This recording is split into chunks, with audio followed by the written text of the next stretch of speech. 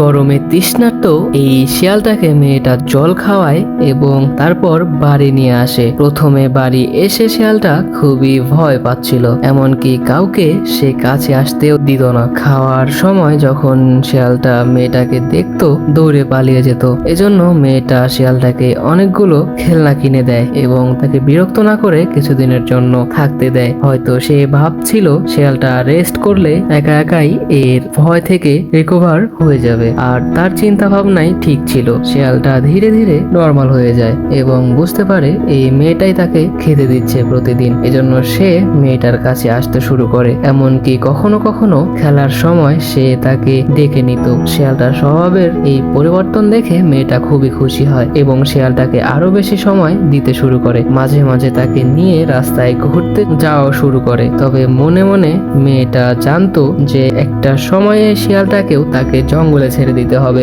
মেয়েটা যখন শিয়ালটাকে বাহিরে ছেড়ে দিয়ে আসে তখন শিয়ালটা খুবই শকড হয়ে গিয়েছিল, হয়তো তার মন খারাপও হয়েছিল। এজন্য হয়তো কয়েক ঘন্টা পরে সে আবার বাড়িতে ফিরে আসে। তবে ঘরে আসার পর সে আবার লুকিয়ে লুকিয়ে থাকতে শুরু করে। হয়তো শিয়ালটা এই বাড়িটাকে ছেড়ে যাওয়ার ভয় করছিল। এবার প্রশ্ন হলো, দ্বিতীয়বার কি মেয়েটা শিয়ালটার মন জিততে পারবে?